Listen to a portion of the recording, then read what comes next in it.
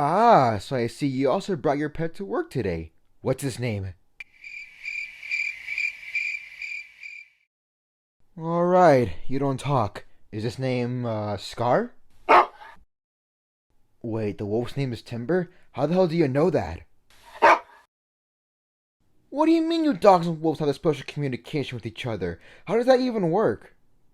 Huh, I never thought of it like that. Hey, wait a second, isn't it supposed to be a... Ow!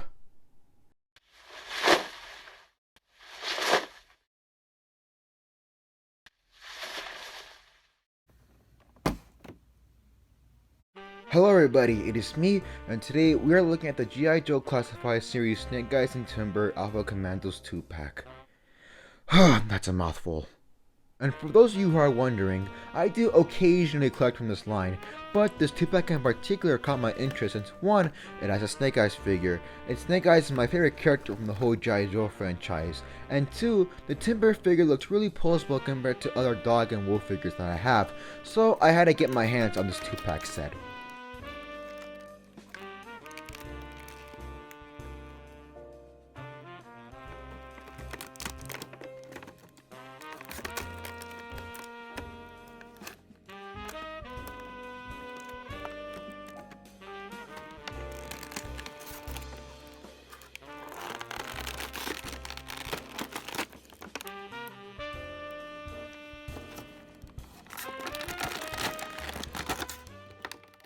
And here we have the two of them off of the packaging, and we'll start with Snake Eyes since there is more to talk about with him. Although there's a lack of paint present on this figure, the sculpting on it is still really good, just like the other figures from this line. There are a lot nice patterns and textures added to this figure that help it stand out. Let's use the pants for example. If you look closely at them, there is a nice subtle texture added to them, and that just creates a bit more realism to them. And although I prefer the ninja look to Snake Eyes, I still like this commando design for Snake Eyes, and from what I do recall, this is in fact the reuse of the Beachhead figure, which I don't have for, obvious reasons. And as for the lack of paint on this figure, I honestly don't mind it. I mean, for a design like Snake Eyes, which mostly just incorporates black, you really don't need that much for color. And they did include some paint on the figure, such as the white star on the grenade. And the lack of paint on this figure is more than made up with the articulation of this figure, which perfectly leads into our ball joint at the head, which allows for some side-to-side motion and some rotation. Head can move that far up and that far down with the ball joint. The head has full rotation. There is also a hinge joint at the head, which allows it to move that far up and that far down. Arms can move this far out, and there is a butterfly joint. It's very limited due to the vest, but still appreciated. Arms have a full rotation, and there is also a bicep swivel. Double bend at the elbow. The right hand has a horizontal hinge joint, and the left hand has a vertical hinge joint. And both hands of course have a swivel. There is an ab crunch, but unfortunately it's fairly limited due to the vest on this figure, so you can't get that much range out of it.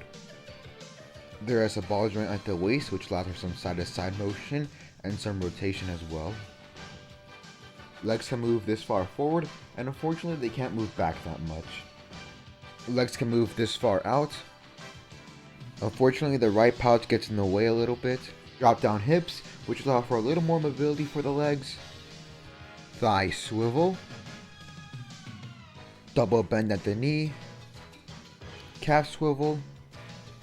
The foot can move this far down and this far up, and of course there's an ankle pivot. The posability on Snake Eyes is really good. There are a lot of great poses you can get with them, and the dude even has a better spread than Spider-Man. But the part that does suck though is the lack of waist movement from this figure, and that's something that almost all the figures from this line that have vests suffer from, like the Cobra Trooper. But one great thing about the figure is how nice the joints are. They don't feel too tight, nor they don't feel too loose. Everything feels perfect and good, unlike Jazzwares. But with that out of the way, it's time for us to talk about the accessories. You get this big ass knife which can be stored in the left sheath. You get this gun which I don't know the name of, but with this gun you can remove the ammo stock from it, which is a nice touch of detail. There is this gun which I also don't know the name of. You get an Uzi and a pistol, which also comes with a silencer, and both these things can be stored on the left side of this figure. From what I recall, the pistol and Uzi did come with the first ever Snake Eyes figure, which was an exclusive, so it's nice that Hasbro to give collectors a second chance to get these two guns. And another thing, I do like the fact that these guns are a lot more realistic compared to the other ones from this line. Yeah, I know in some sources like the TV show, the guns were very cartoony and most of the time they shot lasers because it was a kids show, but I always preferred the more realistic take on G.I. Joe. But now that we got Snake Eyes out of the way, we can now have a proper look at Timber. When it comes to the sculpting of Timber, there isn't really that much to talk about since he only has one repeated texture, but still though, the sculpting on him is amazing. The fur is nicely sculpted onto him, and unlike Snake Eyes, Timber actually has paint on him. If you look at the legs for example, you can see that there is this nice brown wash added to them, and on the top of the figure, there is this dark wash added to it as well, and even the paws are painted, which is a nice admiration of detail. And I gotta give props to the head. That scar and the golden eyes just add so much life to the figure, and if you want to give more life to the figure, you can take off his head and put this howling head. Or is it barking? I don't know how wolves work. Anyways, this head sculpt is awesome. The only thing that sucks about it is the black line around his mouth. I get what they were trying to do, make it look like gum, but it doesn't really work, and also the head's kind of a pain to get in as well. Just take your time with that and it should be no problem.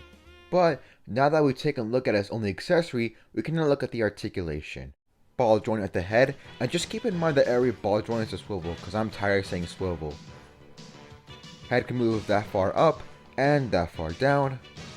Ball joint here, which allows for a little bit of side-to-side motion, and it could look that far up, and that far down. The two front legs can move this far forward, and this far back.